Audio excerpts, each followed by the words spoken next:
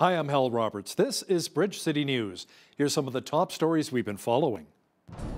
Prime Minister Justin Trudeau was in Edmonton on Monday with a major childcare funding announcement. The Christmas Hope campaign kicked off in Lethbridge, which helps to provide for needy families during the holiday season. And our foreign affairs expert Lisa Daftari discusses the new military threat that China poses to the West. Your nation, your province, your southern Alberta. From the heart of Lethbridge, it's Bridge City News with Hal Roberts. Thanks so much for joining us. Alberta is the latest province to sign on to Ottawa's $10 a day childcare plan. Prime Minister Justin Trudeau was in Edmonton earlier on Monday announcing the new deal with Premier Jason Kenney. These past year and a half has illustrated the challenges that families face and the need for childcare. I think one of the things that really came through on this past year and a half is that making sure we have proper support for families, for proper support for young kids that will allow parents to get back to work is unbelievably important, not just for families, not just for those young kids to get the best start in life they possibly can, not just for moms who are all too often facing impossible choices about whether to be there for their kids or to contribute to their family and their community. But it's also become very, very clear for business leaders. This agreement means bringing $3.8 billion tax dollars paid by Albertans to Ottawa back to Albertans to address a key priority for so many families. This means that parents in Alberta will see a reduction in their fees of an average of 50% in early 2022 and will pay an average of $10 a day by 2025-26. The province has secured a deal that allows Alberta parents to have the type of childcare that works best for them, which has been a key element of any deal that this government would sign.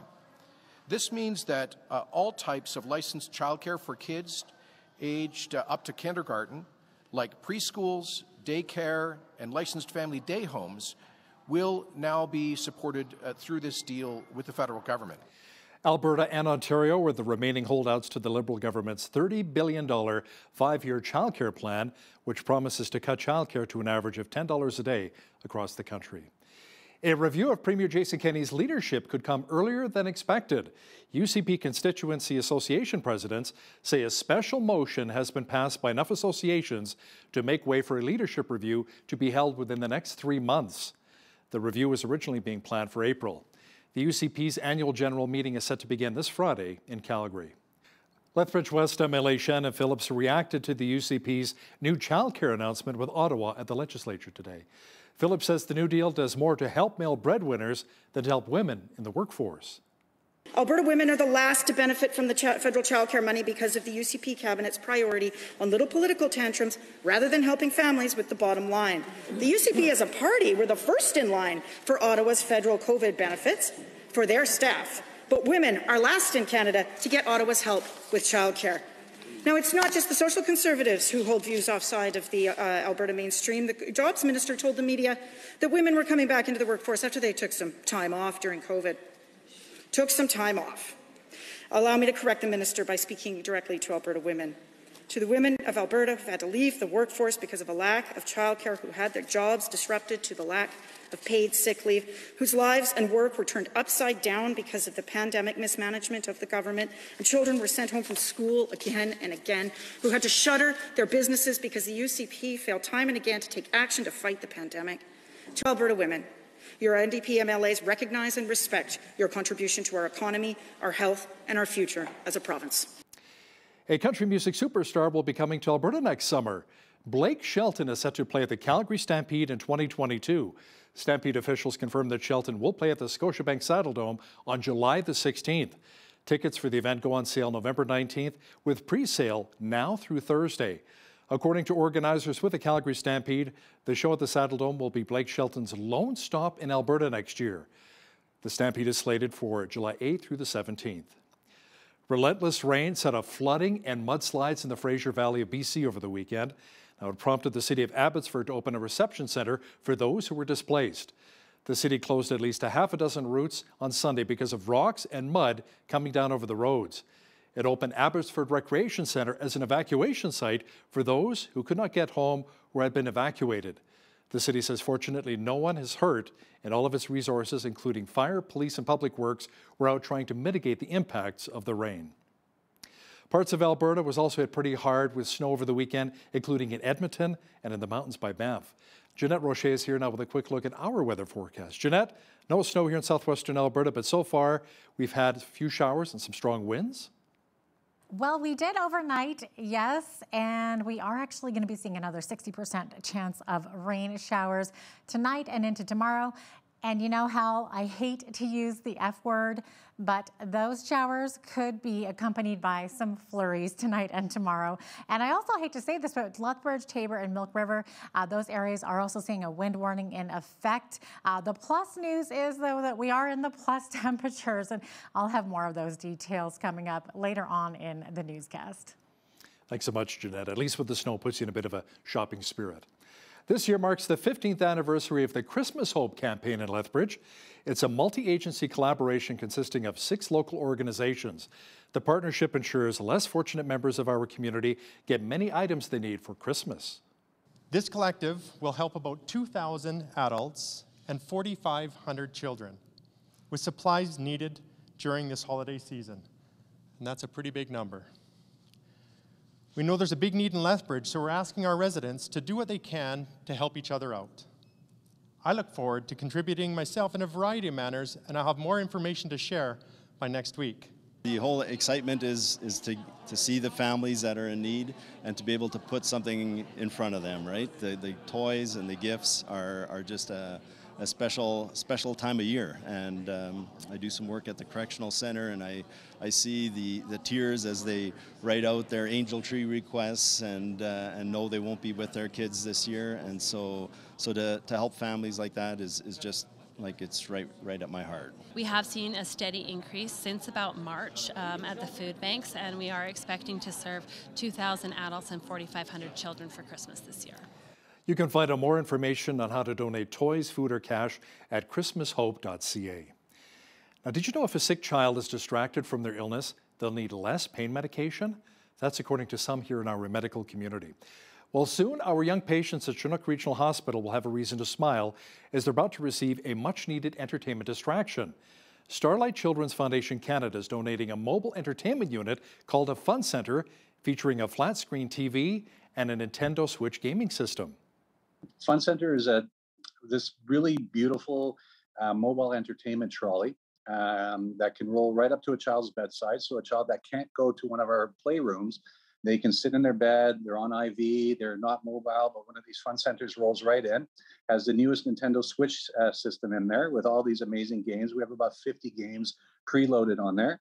And the kids can really spend hours of entertainment just being kids. You know, they're being poked and prodded. Nurses and doctors are coming in all day doing things to them. But this gives them a little opportunity that instead of pressing this button for the nurse, they're playing these buttons with the games. They get to put their headphones on. They get to talk to mom and dad at home. They get to play with some of their friends. So it's just a great way for the kids to be distracted and pass their trials and tribulations with a little bit more comfort and joy. More than 50 of those units will be placed in hospitals across the country for more than 2,000 sick kids to be used on a daily basis. 2 students from southwestern Alberta are set to become $10,000 richer. The Rotary Club of Lethbridge East and District Exhibition announced the Agriculture Scholarship Award Program at Exhibition Park. The honor recognizes the importance that agriculture plays in our region and awards scholarship money to some of the top agriculture students. As the interview committee says, it's too bad we can only give away 2. Like, it's tough. Like, it's a tough decision to select that. So, you know, it's always it's like before any event, you wonder who's going to apply or who's going to show up. But we know they're out there, and it's rigorous, and we feel, you know, that's where it would be nice to have, you know, financially to be able to award even more than 2. Because I think I have 2 daughters that are now out of the post-secondary education, so as a father I know how expensive it is and how much $10,000 would help. In order to qualify for the award, students have to complete at least 2 full years of schooling at a post-secondary institution in agriculture or a related field.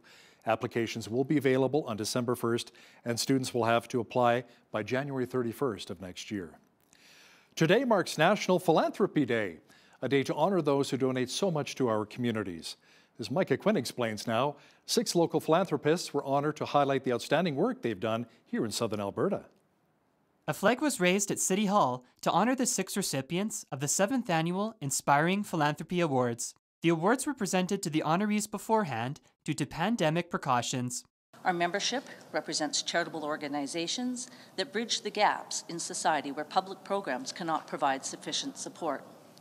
The goal is to level the playing field for all so that our community is a place where we are proud to live, thrive, work, and play. Ben Kwan, the chair of the Inspiring Philanthropy Awards Committee, says philanthropy can be shown in a variety of ways. Financial gifts obviously make a major impact in different causes, but so does time. Time matters, and so no, we appreciate the time and talent of people that make a difference in our not-for-profit organizations and even just around town. The Community Foundation of Lethbridge in southwestern Alberta is celebrating their 55th year of giving in the community and have awarded over $17 million in grants over that time period. Look around you. Philanthropy is everywhere. From parks and pools to museums, libraries, and art galleries. From symphonies, music festivals, and theater productions to healthcare, education, and accessibility. Food banks and shelters, to volunteerism and lending a helping hand. Lethbridge Mayor Blaine Hagan says our city has a great reputation for its philanthropic efforts. The charitable sector in Lethbridge is highly valuable, and we've been fortunate to have people such as the late Cor Van Ray, as well as people such as Bernadine and Toby Boulay, contribute their efforts during the years. City Hall will be lit up later tonight in blue and gold to honor National Philanthropy Day. For Bridge City News, I'm Micah Quinn. Lethbridge police say they will be participating in a couple of training scenarios at 2 locations on Tuesday. Between 7 and 11:30 a.m., they'll be on scene at the movie mill along Mayor McGrath. Police say while most of the training exercise will be taking place indoors, you may see a number of vehicles in the area. Then between 1 and 4 o'clock, police will also be training at LA Towing on Stubb Ross Road. LPS say there will be loud sounds with more police vehicles present, but there will be no risk to the public. There's some good news coming out of Saskatchewan. The 7-day average of new COVID-19 cases continues to trend downward. The Ministry of Health said the average was 9.2 cases per 100,000 people. There were just 110 new cases reported on Sunday, along with 188 recoveries. There was also 1 new death associated with the virus. A person in the 60 to 79 age group who lived in Saskatoon region was the 894th person to die as a result of COVID-19 in Saskatchewan. It's a crisis that has existed for years inside of one of the world's most well-funded institutions. Thousands of active military members and their families south of the border suffer from not having enough food. Many are now turning to food banks as an economic lifeline. And we're giving families food, military families. Unfortunately, they often find themselves for some period of time, either by choice or by circumstance, living off of a single income. And it's just very difficult to make that happen, especially in high cost of living locations like San Diego. I would say a lot of the families do rely on this, possibly the lower ranking families who have a lower pay. It really depends on the time in service. Like, I've only been in for 5 years, so the longer you stay in, obviously, the more you get paid. So when you're just starting out, it's a lot tougher. Like, if we didn't have family that was able to help, we definitely would have had to, like, stay in our car a few nights. Our perspective is this is a fundamental force readiness issue, that we have to take care of our military family. It's very few jobs out there where you can say this, but if they're not fully focused on the job at hand, it can be the difference between mission success or failure, and sometimes even life or death. The United States is going to be partnering with Israel to combat ransomware attacks. Our foreign affairs expert Lisa Daftari says the 2 countries will be launching the joint task force very soon. Israel. Why do we support them with so much aid? This is the reason. We keep going back to Israel, this small country the size of New Jersey in the Middle East, for help on things that the United States is struggling with, whether it's water irrigation or apps on our phones or medical technology in our hospitals. If you've ever had, an ultrasound, an MRI, a C-section for women who are pregnant and can't give birth the natural way, these are all Israeli inventions. And ransomware, well, we've been having issues with cyber attacks across the board here in the West. And we're going to Israel and saying, listen, you guys are cyber experts, give us a hand here. Lisa will also discuss how the U.S. is still dealing with tens of thousands of Central and South American refugees arriving at its border. She'll have details coming up after business news. Well, it was on this day that anti-Vietnam War protesters gathered in Washington, D.C. Joey Buttafuoco gets jail time, and actor Sam Waterston from Law & Order fame is born. This is Today in History for November the 15th.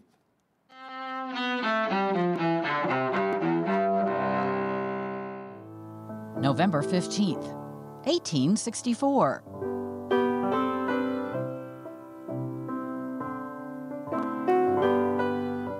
During the American Civil War, Union General William T. Sherman and his troops begin their march to the sea. Their devastating campaign from Atlanta to Savannah, Georgia, strikes at the heart of the Confederacy. 1806. In the Rocky Mountains of present-day Colorado, explorer Zebulon Pike spots the mountaintop, now known as Pike's Peak. 1777. During the American Revolution, the Continental Congress approves the Articles of Confederation. The document governs the 13 states until the U.S. Constitution takes effect in the following decade. 1969. In Washington, D.C., 250,000 protesters stage a peaceful demonstration against the Vietnam War. 1993. A judge on New York's Long Island sentences Joey Buttafuoco to 6 months in jail. Buttafuoco had pleaded guilty to statutory rape for his relationship with Amy Fisher, his teenage girlfriend. Fisher, who shot and wounded Buttafuoco's wife, Mary Jo, tells the court at his sentencing, I am sad to say that he taught me well. He taught me to disrespect myself and to deceive my parents. Unfortunately, these were lessons I too quickly learned. And 1940. With malice toward none, with charity for all. Actor Sam Waterston, known for his roles in TV's Law & Order and as Abraham Lincoln, is born in Cambridge, Massachusetts. Today in History, November 15th. Camille Bohannon, The Associated Press. The city of New York ushered in the Christmas season on Saturday with the arrival of a 79-foot or 24-meter Norway spruce tree. It'll serve as one of the world's most famous Christmas trees, being erected at Rockefeller Center. The 12-ton tree was brought in from the Price family home in Maryland. This is the first tree to come from that state since the tradition began around 80 years ago. The lighting ceremony is scheduled for December 1st. That is one amazing-looking tree. You know, it's looking a little more like spring here in southwestern Alberta instead of winter with all the showers we received, and we even had another wind warning today. How long will the cool, wet weather be sticking around? Full weather details are coming up. Certain areas of the province, including the mountain parks in Edmonton, received quite a bit of snow over the weekend, but not so much here in our area in southwestern Alberta. Jeanette Rocher is back with a full look at our weather forecast. Jeanette, apparently we too could be seeing some of the white stuff soon? Yeah, well, Hal, we are looking at a 60% chance of showers mixed with flurries overnight and into tomorrow as well. High of 2 degrees tomorrow, 0 only on Wednesday with sunshine. As we get back into Thursday, that's where we see those seasonal averages. This time of year, we are looking at a high of 4 for our seasonal high. We're going to be there on Thursday. Friday, we're going to be above that at a high of 5 degrees with sunshine.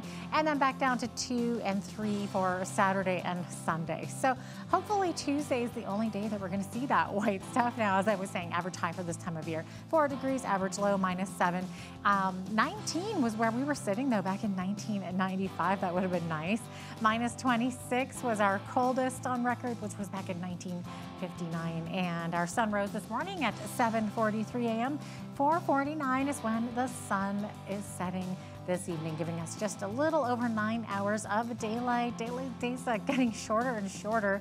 Now, as we look to the west coast, we're seeing wind warnings in effect. Victoria could see winds up to 80 kilometers per hour in the Juan de Fuca Strait, high of 9 degrees. 9 in Vancouver, sunshine, windy near the water. Now, Edmonton could get dumped on this evening and looking at more snow tomorrow. Calgary kind of sitting more around where Lethbridge is, looking at showers and flurries this evening and clearing up by tomorrow. Saskatoon looking at 10 centimeters of snow tomorrow, 1 degree the high, 4 the high in Regina. Chance of showers there. Rain tomorrow in Winnipeg with a high of 3 degrees. As we look to the central part of the country, also seeing snowfall rather in Toronto, 7 the high, 1 the high in Ottawa tomorrow with mainly cloudy skies. Montreal sitting at a high of 2 degrees. Many of these cities also seeing some wind. It's going to be a very windy country tomorrow. East Coast also looking at a lot of winds tomorrow. 4 degrees though, the high in Fredericton, 6 the high in Halifax with showers. A mix of snow and rain tomorrow in Charlottetown with a high of 4 degrees, 9 the high in St. John's, Newfoundland with rain as well and winds. So there you have it. There's your forecast. The Canadian Real Estate Association says home sales across Canada were up 9% in October over September. That's the largest monthly increase in 16 months. But overall sales were down 11.5% from a year earlier as new listings fell by about 20% from October of 2020. Those who bucked the trend and listed their homes got higher prices. The national average home price was up 18.2% from a year earlier. The ongoing shortage of semiconductor chips continues to hurt Canadian manufacturing sales, which fell again in September. Stats Canada says sales declined 36.6% to $58.5 billion. Sales of motor vehicle parts also dropped 13.5%, but petroleum product sales were up 3% due to higher prices. Some economists say renewed closures of auto plants weighed heavily on manufacturing sales in September. If the transportation sector was excluded, sales fell by 0.8%. Yellow Pages says its net earnings rose more than 52% in its third quarter to $13.7 million despite lower revenues. The Montreal-based company says the gain was a result of restructuring and decreases in depreciation and amortization. It translated into earnings of 51 cents per diluted share. Yellow Pages says revenue was down close to 12% to $70.9 million due to a decline in its print and digital media products. The e-commerce mattress maker Casper is being acquired and taken private for around $308 million US. Shares of Casper Sleep spiked 94% to $6.70 after Durational Capital Management said it would pay $6.90 a share for the company. The mattress maker went public in February of 2020 and had a rough debut after being valued as a private company of more than $1 billion. It began selling shares early last year for $14.50, which put its value as a public company around $575 million, but its stock closed on Friday at just $3.55 per share. Now, here's a look at today's markets. The TSX was down 85 points on the day to 21,683. The Dow was down 12 points to 36,087. The S&P 500 was down a half a point to 4682, and the Nasdaq was down 7 points on the day to 15,853. West Texas Intermediate Oil was up 14 cents to $80.93 US per barrel. Natural gas was up 26 cents to $5.06 US. Gold was up 5 cents to $18.62.89 US an ounce, and silver was even at $25.06 US an ounce. Wheat is at $12.11 per bushel, barley's at $9.58, canola's at $22.84, and corn is at $10.03 per bushel. Live cattle were down 35 cents to $131.78, feeder cattle were down 33 cents to $155.93, and lean hogs were down 8 cents to $75.80. The Canadian dollar was even over the past 24 hours at $79.90 US.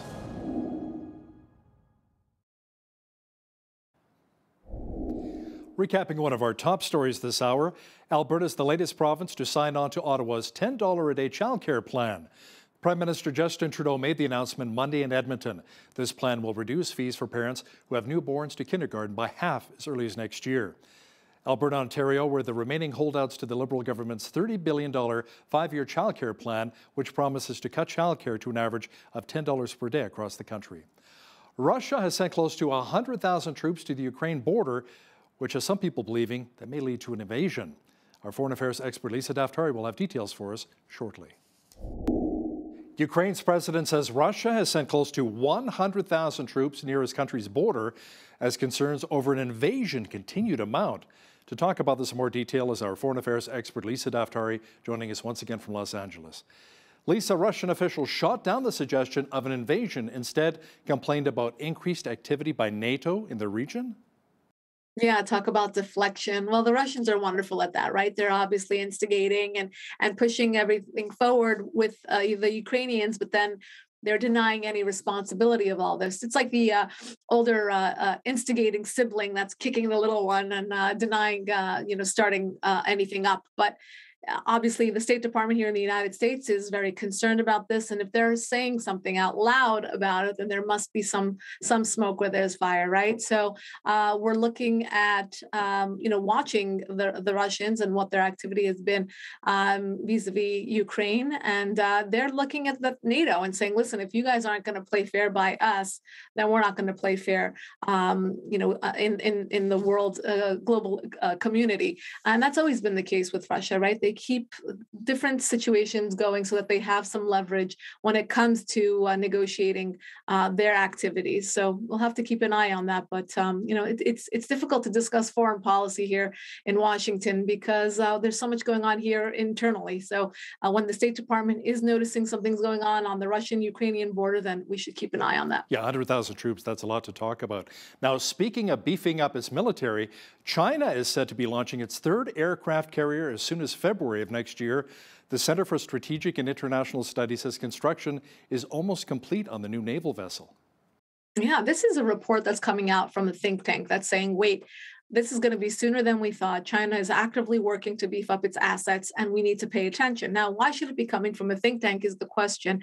In recent weeks, we've seen several reports, one even coming out by the Pentagon, talking about how China has surpassed where we thought they would be at building up their military and their navy. Again, these reports remind us that we've been looking the other way while China has steadily been working on its agenda for world power. And when reports like this come out with them, beefing up their assets, beefing up their military, their navy, their cyber capabilities and more, then it really deserves us to stop and not just play defense, but play offense. How can we catch up? How can we, the Western world, when I say we, really catch up to this threat, not only combat the Chinese threat, but really surpass them in all of these areas? We know what the Chinese want. It's not a secret. Now, it's really deceiving for Washington or any other Western country to say we were surprised by what the Chinese did, because we've been knowing all along that this is their goal. So how concerned do you think we should be here in North America as China continues to beef up its armed forces?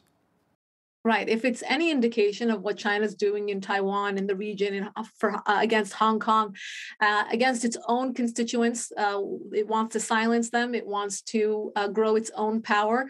It wants to shove whatever version of politics and military activity down their throats, then we know what the Chinese are up to. The question has always been, regardless of what type of government we have here in the United States, whether it's Democrat or Republican, it's always been, how do we properly combat the Chinese threat? Well, Donald Trump had one version of that, of imposing tariffs on them to say, look, economically, we've allowed you to grow and grow and grow since the 90s or more, but more so since the 90s. We've looked the other way. And now you need to pay your dues. You need to play along with the world economy if you want to have this opportunity.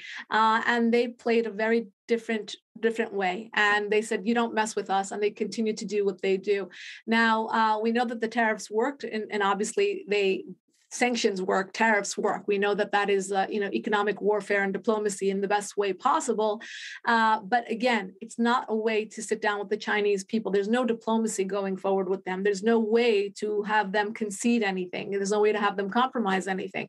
And again, looking back to their human rights abuses, to their abuses against Taiwan and Hong Kong, and their desire to have a presence in the seas. Well, we know that's exactly what they want. They want to create a hegemonic power and empire. And again, it's worth keeping an eye on. And of course, we're happy that the Pentagon and others, and even these think tanks, are working on creating more awareness about the Chinese threat. Lisa, now that the land border to the United States is reopened, it's not just Canadian snowbirds who are celebrating, but also a record wave of Central and South Americans trying to escape violence and poverty and make new lives for themselves in your country, in the United States. Yes, we have the second and third wave, a huge wave of migrants crossing over, coming through Mexico, but these are migrants from Honduras and Guatemala. And, they've left home with a change of clothing and nothing more. There's children and women. And of course, we can't vet them and we can't look at the threats coming in. And we know that there's a drug problem with drugs coming over the border. And we know that there can be nefarious players in that. But again, this is a happy announcement for them because they feel like there's one obstacle removed. During COVID, it was to say, and there were these conflicting reports that we would see throughout, the media to say that 170,000 or so migrants were allowed in by the Biden administration, but then we have to show a vaccine card, passport, when we go into a local restaurant. And again, how are these migrants being tested for COVID? They are gathering in large groups and obviously have no way of keeping up with their immunity or their health, and they're coming over the border. Again, this is such a nuanced topic. We would need 30 minutes just to discuss this, you and I, Hal, but the short of it is that they feel that one obstacle has been removed, one roadblock has been removed. But again, here in the United States, many people, particularly those living on the border cities, are very concerned about the threats of those coming in. Everyone wants to start a new life in the United States, and we do believe in immigration, but in proper and legal immigration, where these individuals can be vetted across the board, from anything from terrorism to drugs to, of course, COVID. So it's a legitimate concern, right? Prison guards in France thwarted an escape attempt from an Islamic State sympathizer, Lisa, who dug a hole in the wall of her cell and tried to escape using knotted bed sheets.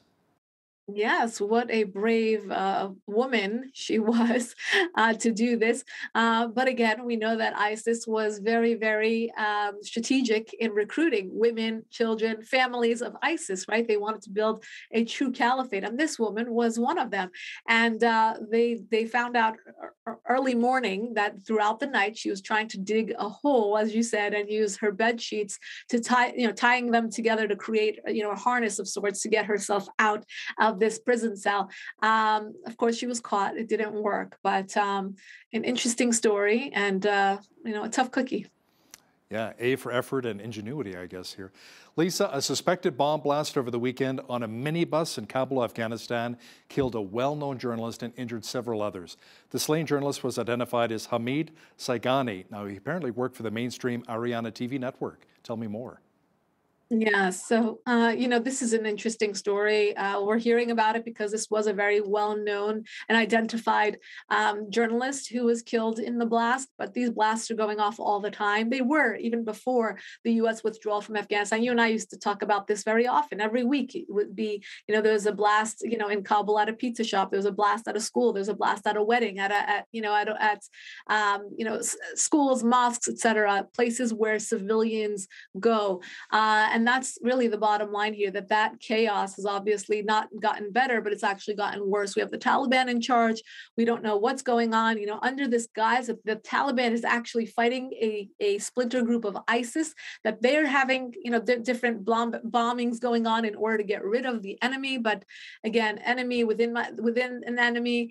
It's very confusing. But the bottom line is that the people are suffering.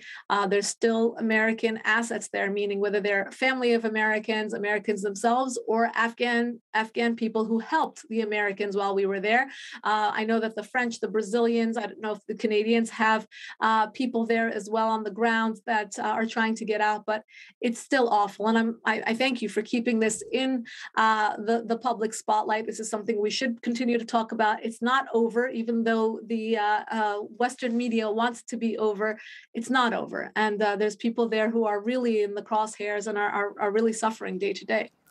The son of the late Libyan dictator Moammar Gaddafi announced his candidacy for the country's presidential election next month. Lisa, isn't this the same guy who's apparently wanted by the International Criminal Court on charges of crimes against humanity in relation to an uprising back in 2011?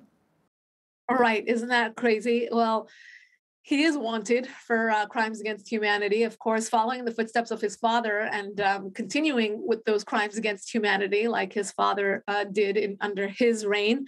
But again, he wants to follow in his father's footsteps. So he wants to be the leader of a new Libya. Look, that country has been divided by tribalism, by terrorism, and it's really been exploited in the worst way possible. So I don't know why he would want to be the leader, how he could bring it together, but he wants more of this.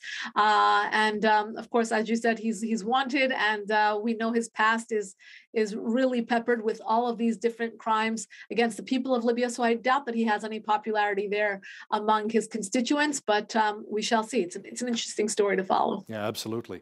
Lisa, the U.S. Treasury Department says it's going to be partnering with Israel to combat ransomware attacks.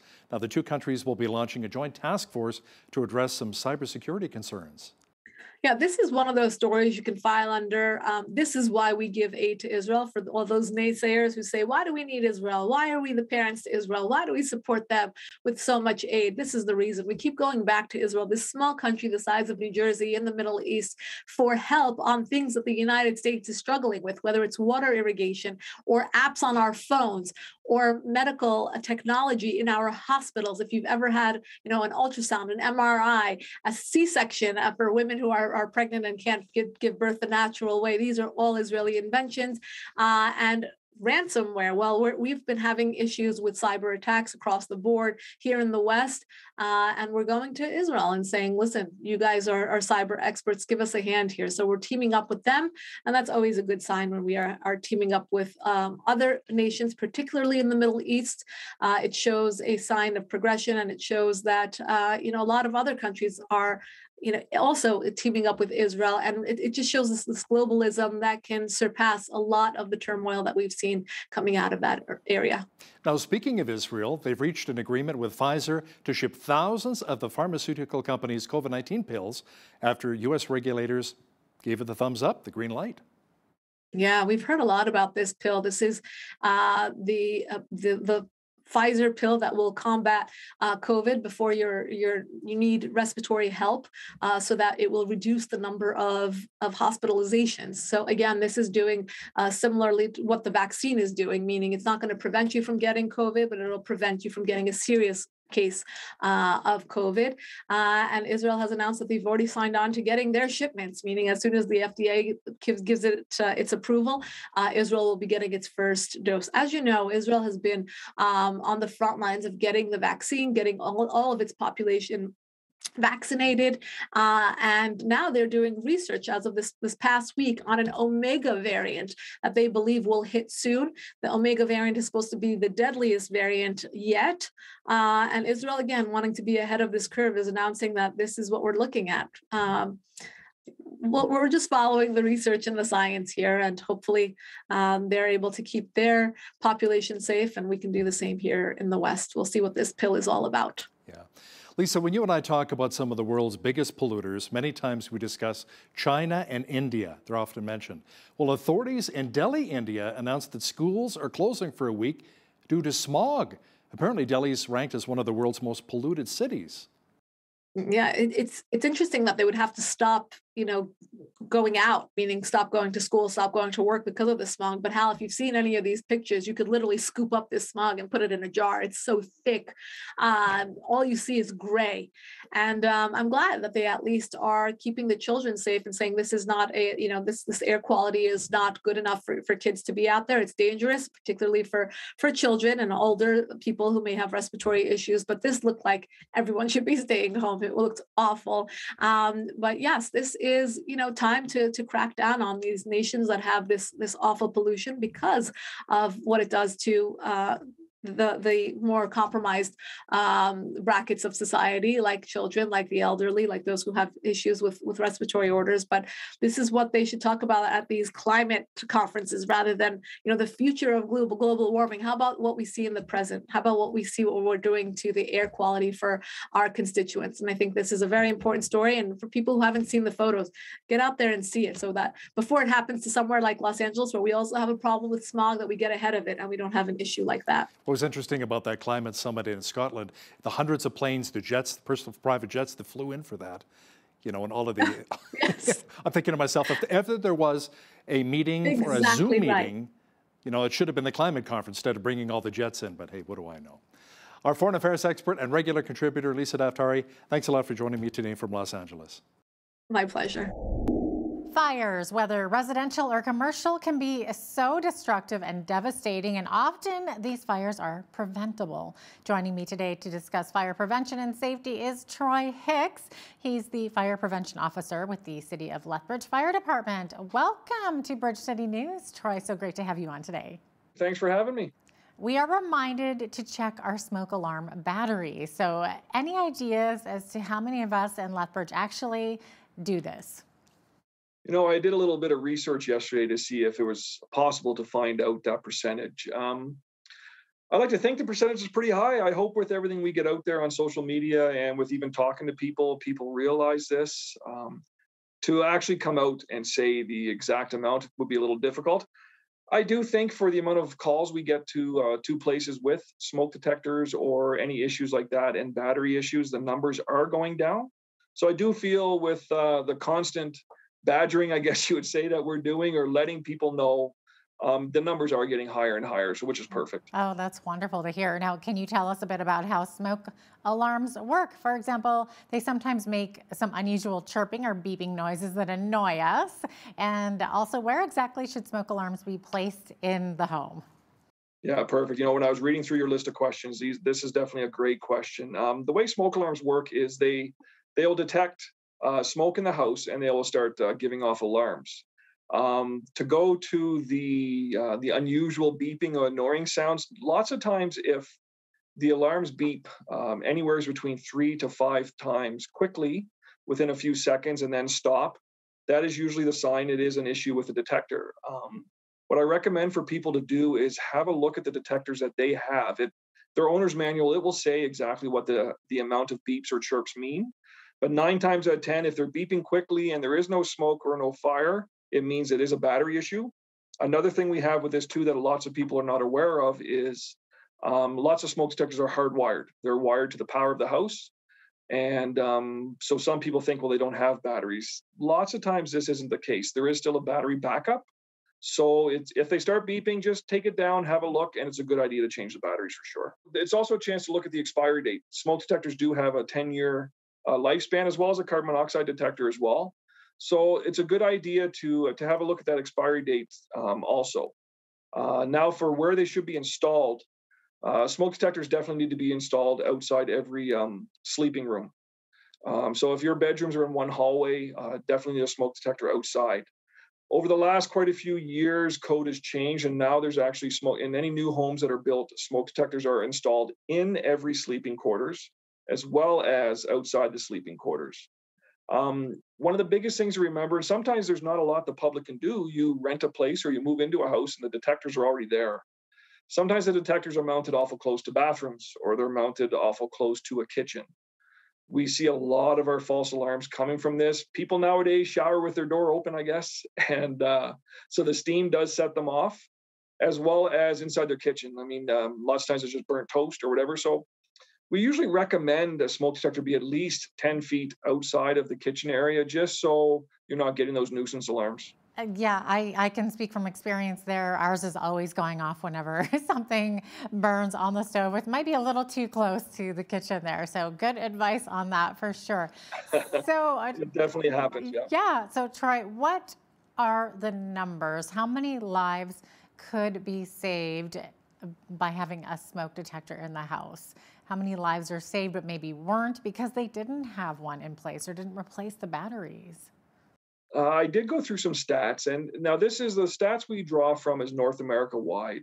And they say on average, 3 out of every 5 deaths that are a result of a structure fire or a home fire, these are homes that did not have working smoke detectors or carbon monoxide detectors. So that's a pretty good percentage. I mean, maybe good's not the right word, but it's a very high percentage. So the importance of smoke detectors, they have to be, you need them. This day and age with materials and everything, and just the risks everything's electronic. We have so many things, so much fuel load in our homes and in our properties now that every second counts. We say this all the time, and yeah, it's very important to have these working smoke detectors. Definitely. And now you had mentioned carbon monoxide detectors as well. So maybe talk about the importance of that. Why are they necessary? Well, carbon monoxide is they always call it the silent deadly killer. 9 times out of 10, you don't smell it. You don't know it's there. And a person can actually be poisoned by a very small amount of carbon monoxide over a long period of time, or by a long amount. And like instances I've seen here in the city of Lethbridge in my time here was people will complain of headaches, or people will complain of issues. And through investigations, we found out that people say maybe have a natural gas fireplace in their home, and it's just not working properly. So carbon monoxide is very, very, it's a very dangerous thing. And it's highly recommended that people have a carbon monoxide detector in their home. Some other things that could lead to carbon monoxide in your house is the importance of ensuring your dryer vents are always clean, especially outside the home. I know most of us don't want to say it, but the snow is coming. And we have these things, we get snow piled up high by our dryer vents or our clean air intakes outside our homes, and that's going to lead to some carbon monoxide poisoning. So just reminding the public to make sure they get outside, make sure all the vents to their home are clear at all times, and make sure they're good for this. And like I said, have a working carbon monoxide detector. You can get different types. You can get combination smoke and carbon monoxide detectors. And then you can also get battery operated ones, or mine I have at home takes a battery and also plugs into an electrical outlet. So they are very important. They work very well. Okay, great advice there. Now, if you just have a carbon monoxide detector, is there a specific place that should be placed in your home? That's a fantastic question. Depending on the size of your house, we all live in different size homes. You need to also look at where the risk of carbon monoxide is possibly coming in your home. If you have solid fuel burning appliances like a wood burning stove or a fireplace or things like that, very good to have one by there. The wood burning and everything can cause carbon monoxide.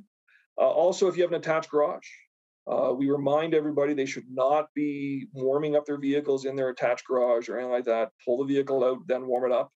But if you do have an attached garage, where the person door that comes from the garage into the home is, it'd be a good idea to have a carbon monoxide detector there.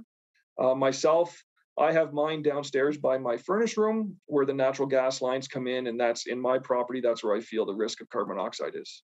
Okay, great advice there, Troy. Thank you for that. So what are some of the most common causes of fire in a home? Is it kitchen fires or smokers not disposing of the cigarette properly? What are you seeing? When I started here 10 years ago, number one was definitely the kitchen fires and actual fires. Like we were having, close to double digits a month of, and the majority of these, about 90% of these were small. Lots of times the homeowner would catch them and they'd be fine. As the years have gone on, we usually average 1 to 2 structure fires or home fires here in the city of Lethbridge caused by improper disposal of smoking materials. I always tell people that I am not trying to give them trouble for smoking. People have a right, they can do what they want to do, but they just need to remember a few things. And if there's one thing I can get out to everyone to know is planters are not disposal devices for smoking materials. The cigarettes will go inside that soil of a planter, even in the winter months, and it will just smolder and smolder, and eventually it will start fire. And in the last few weeks, we've had a few fires caused by disposal of smoking materials.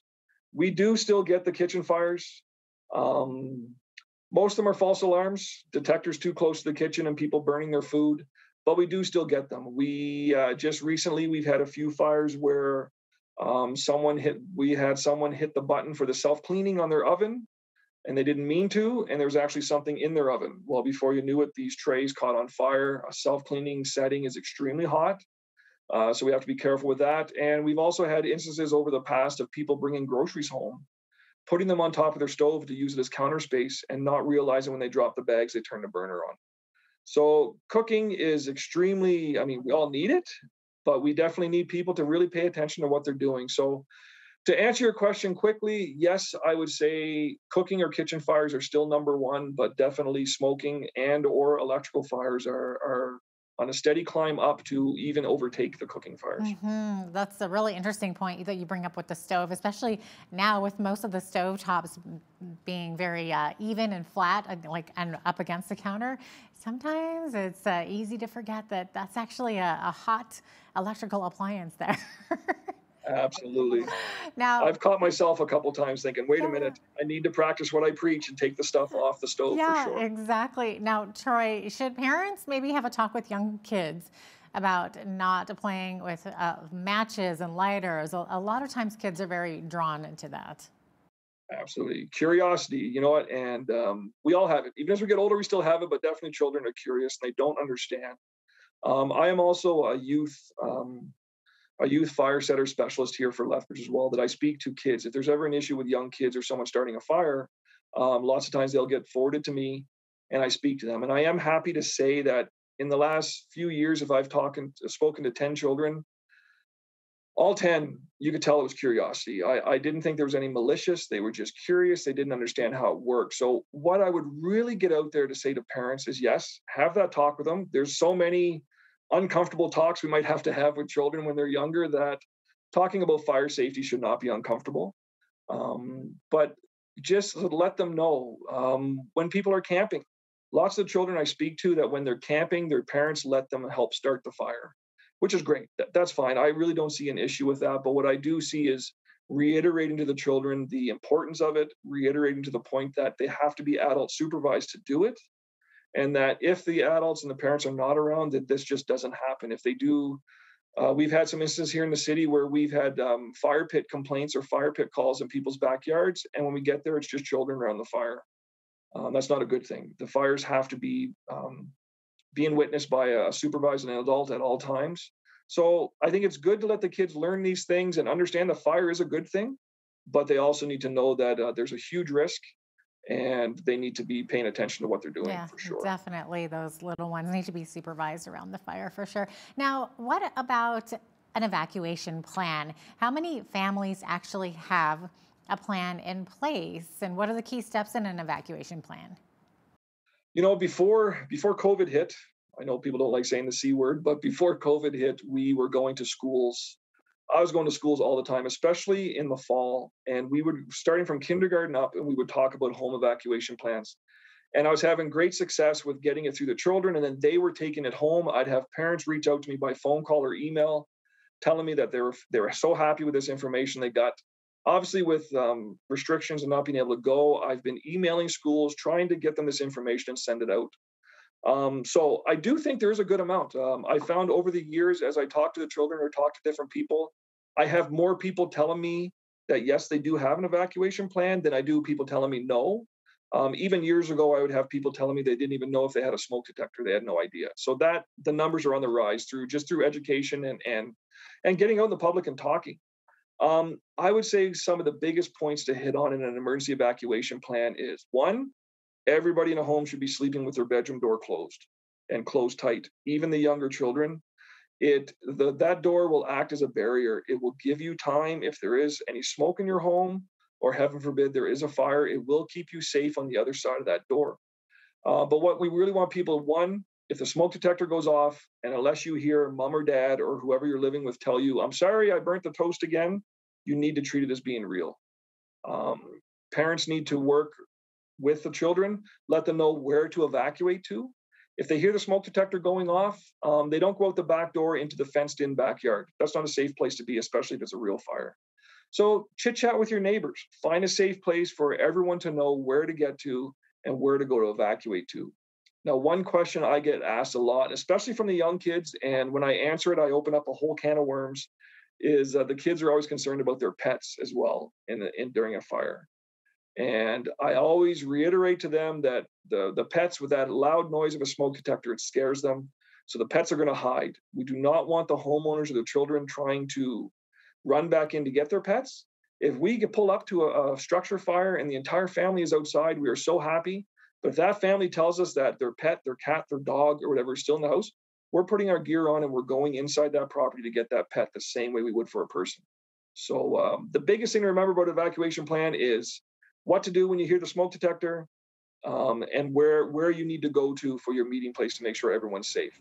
Okay. And then obviously we can also work with the children on how to call 911. And we've received 911 calls from children as young as 4 or 5.